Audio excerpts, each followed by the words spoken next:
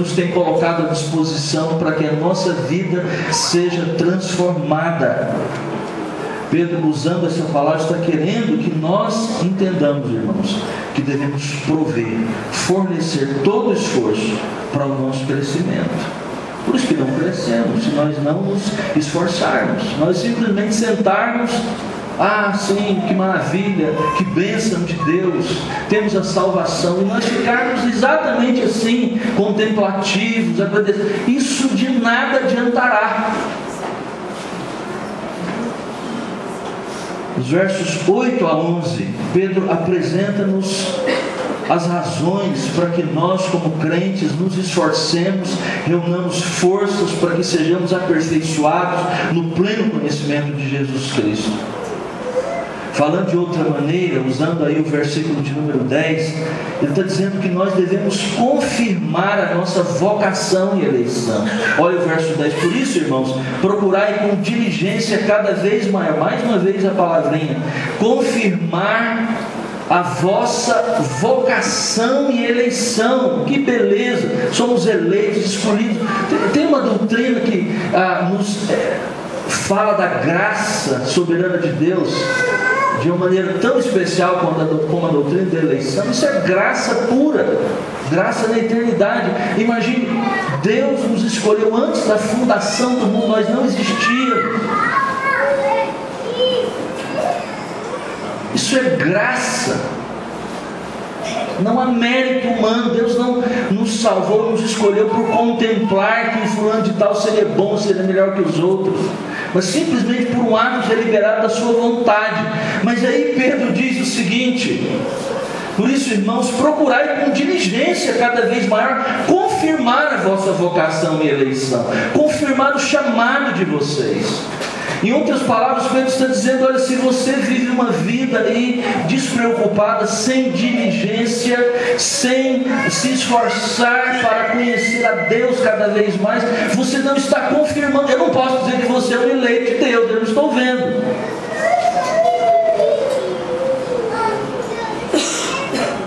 Se nós procedermos dessa maneira, diz Pedro, nós não tropeçaremos em nada.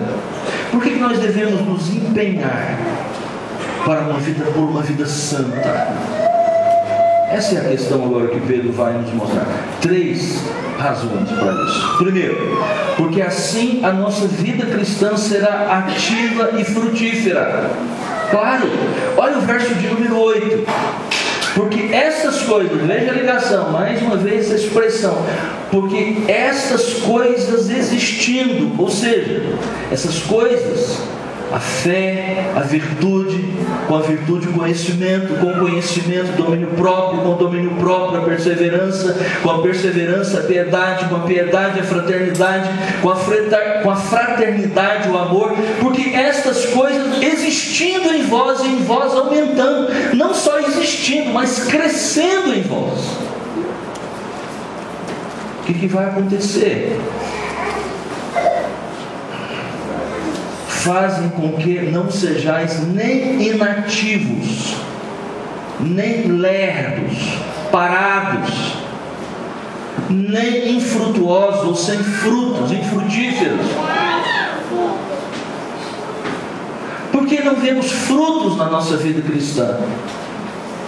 Porque oramos, mas as nossas orações muitas vezes não, a gente diz, não, parece que é um céu de chumbo. Aqui, as orações não passam. Porque nos sentimos tão fracassados muitas vezes? Porque nós não estamos reunindo o esforço, toda a força do nosso ser, caminhando rumo à santidade, rumo a Deus.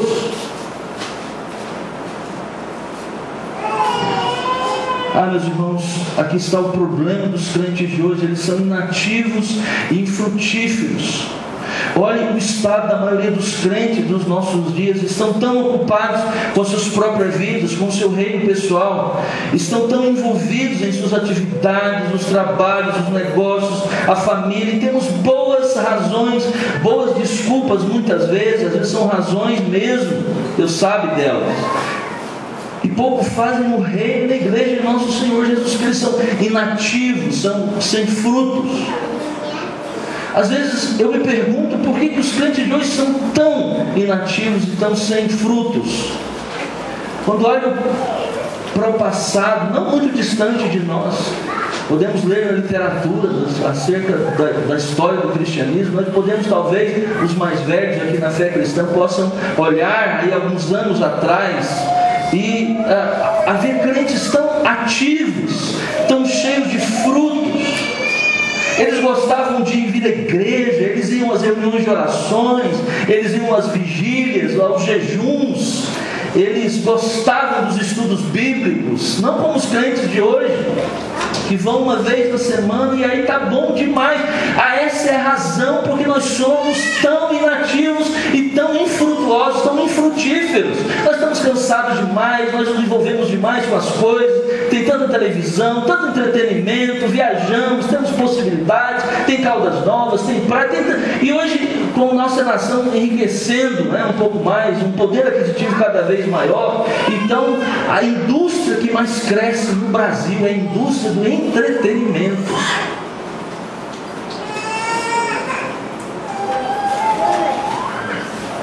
O domingo era um dia especial, as pessoas iam para a igreja pela manhã sem problemas, voltavam à noite também sem problemas, mas hoje nós temos dificuldade, e aí nos perguntamos por que o cristianismo, por que a igreja está dessa maneira. A culpa é do pastor, aquela igreja não é boa. Se aquele pastor fosse um homem mesmo, de oração, poderoso, a igreja não estaria dessa maneira.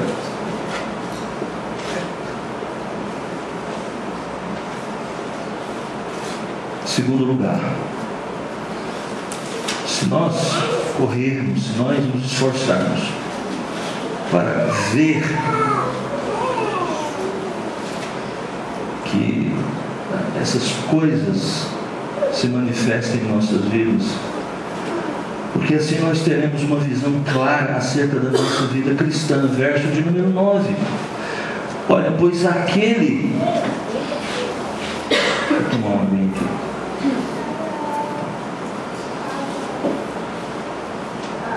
Verso 9. Pois aquele a quem estas coisas não estão presentes. Ou seja, que coisas são essas? Verso 5 ao verso 7. A fé, a virtude, o conhecimento. Então, pois aquele a quem estas coisas não estão presentes é cego, vendo só o que está perto, esquecido da purificação dos seus pecados de outrora. Pedro aqui então nos apresenta a segunda razão, e agora ele faz de uma forma negativa. Pois aquele a quem essas coisas não estão presentes. O argumento de Pedro é o seguinte: aquele crente que não está se esforçando, reunindo toda a diligência pelos meios que Deus deu, demonstra ignorância quanto ao propósito fundamental da sua vida cristã. Ele fala duas coisas sobre isso. Em primeiro lugar, ele demonstra um problema com respeito ao propósito da própria vida.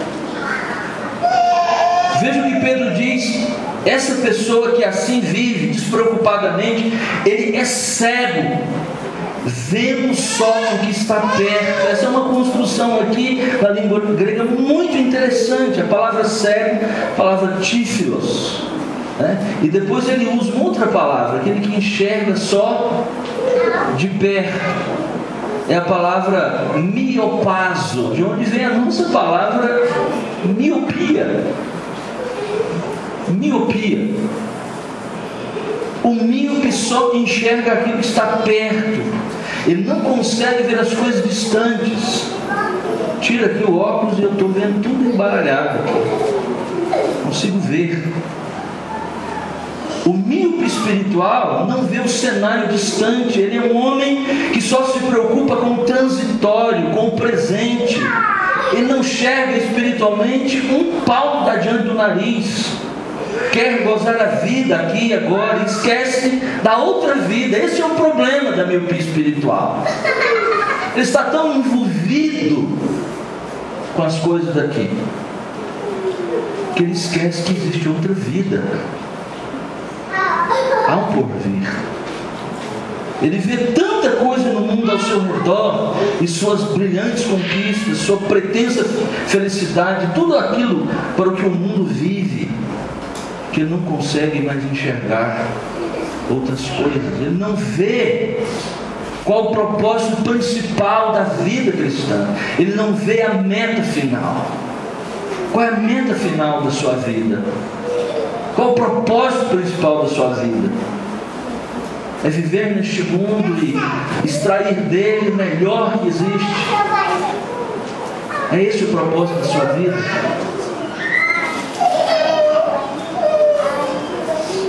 Para o cristão,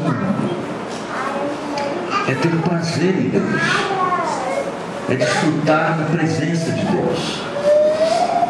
Mateus capítulo 5, verso 8, Jesus disse para os discípulos: bem-aventurados os limpos de coração, porque eles verão a Deus.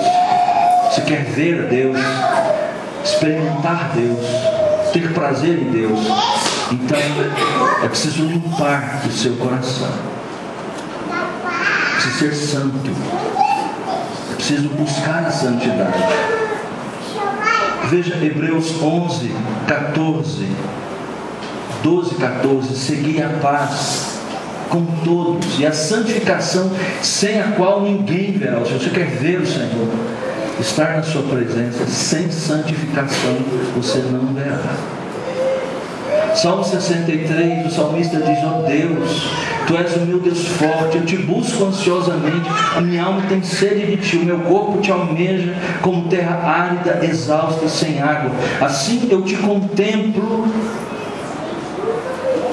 no santuário, para ver a Tua força e a Tua glória, porque a Tua graça é melhor do que a vida, os meus lábios Te louvam. Assim eu Te contemplo. Você quer contemplar a Deus?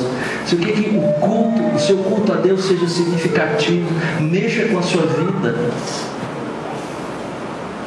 Então busque a Deus de todo o coração. Veja, em segundo lugar, ele diz aqui que o crente que não é diligente tem um problema quanto ao passado. Veja o verso 9, a última parte: ele está esquecido da purificação dos seus pecados de outrora. Olha como a visão dele está turva, completamente desfocada. Ele tem um problema com respeito ao fim, o propósito da sua vida, diríamos o futuro. Mas ele também tem um problema com relação ao passado. Ele está esquecido de que ele é o que é, porque Cristo veio para que os nossos pecados fossem perdoados, nós fôssemos purificados. Cristo se encarnou, Deus se tornou gente como nós, assumiu a culpa do pecado, viveu aqueles 33 anos de sua vida obedecendo os mandamentos de Deus por nós, para aplicar a nós a sua justiça, para nos livrar do pecado, para nos colocar no céu. E por último, terceiro lugar, porque assim nós experimentaremos um feliz e glorioso fim na nossa vida. Verso de número 11: pois desta maneira, é dessa forma, irmãos, ele está dizendo lá, e tudo ligado aos versos 5 a 7, desta maneira, reunindo toda a diligência, associando a nossa fé à virtude, o conhecimento, o domínio próprio, a perseverança. Pois desta forma é que vos será amplamente suprida a entrada no reino eterno de nosso Senhor e Salvador Jesus Cristo. Aquela mesma palavra usada no verso de número 5, falando dos implementos, é usada aqui agora, suprir agora, mas esse suprimento vem da parte de Deus, porque ele diz: desta maneira é que vos será amplamente suprida. E a forma verbal da língua grega é um passivo, ou seja, o ser humano é passivo diante dessa ação. Deus age na vida dele, é claro. Porque depois que nós conseguimos, e se nós conseguíssemos obedecer cada mandamento de Deus com a nossa própria força, o que é impossível, mas vamos pensar que nós temos tal capacidade, nós seríamos servos inúteis, porque nós não fizemos nada mais além daquilo que Deus estabeleceu. Por isso que o texto diz, mesmo vivendo, reunindo toda a diligência, será suprida a vossa entrada no reino eterno de nosso Senhor e Salvador Jesus Cristo. Veja que Pedro escreve essa carta já bem próximo à sua morte. A segunda carta é escrita no período em que ele está já, como diz no verso 14 e 15. Verso 14, vale a pena ler: certo de que estou prestes a deixar o meu tabernáculo, como efetivamente nosso Senhor Jesus Cristo me revelou. A palavra tabernáculo é uma expressão para falar do seu corpo. Eu estou deixando, eu vou partir. Deus havia revelado isso para ele. E ele então está dizendo: olha, irmãos, quando nós morrermos, diz o versículo 11, aquele que vive de tal maneira, dessa maneira, ele terá muita alegria quando estiver diante desse que é o evento mais importante da vida, a morte. Tem coisa mais importante do que a morte nessa vida? Pelo menos mais certa e mais garantida é. Por isso que a gente tem que tratar realisticamente com a morte. Você vai morrer. Pode ser que você viva 70, 80, 90, 100 anos, mas você vai morrer. E a questão é que Pedro está levantando: você está preparado para morrer?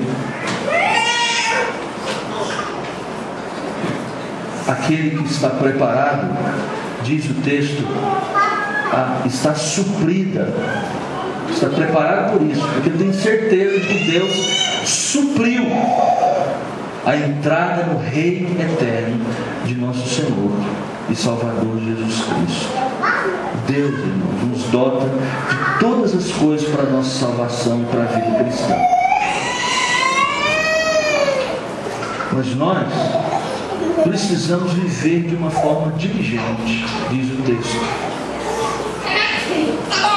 Não sei, meus irmãos, e isso é muito ruim, não sei quando nós passamos a achar que não precisamos reunir esforços para buscar a santidade. Não sei que tipo de evangelho nós ouvimos. Isso é muito ruim. E Pedro está exatamente equilibrando. Deus nos dá, Deus nos dota. Não teríamos condições alguma. Assim como o leopardo não pode mudar as suas manchas, e nem o etíope mudar a sua cor. Você não pode, nós não podemos mudar a nossa natureza. Foi Deus, é Deus que nos dota de capacidade, coloca dentro de nós o seu Espírito para nos transformar. Essa é a primeira parte da história. Pedro está dizendo que agora nós precisamos cooperar com a ação de Deus em nós, reunir toda a diligência, suprir aquilo que falta, nos empenhar. Deus nos coloca à disposição todos os mecanismos, todas as estratégias. Os reformados chamam isso de meios de graça. Nos dá a sua palavra, nos dá a igreja, nos dá a ceia do Senhor.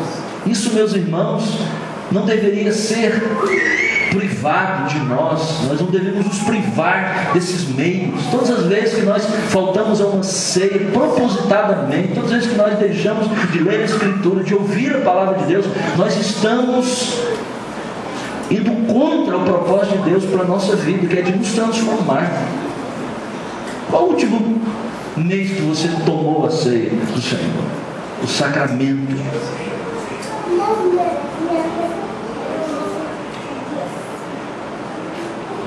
Que Deus nos abençoe. Vamos orar. Pai, nós queremos neste momento agradecer ao Senhor por Tua palavra que nos exorta mais uma vez, Senhor, a compreender que é o Senhor quem nos salva, coloca o Seu Espírito, a Sua graça dentro de nós, mas que também nos conclama, nos exorta a reunir todos os esforços e nos dá, Senhor, boas razões para desenvolvermos a nossa vida em santificação. Em nome de Jesus. Amém.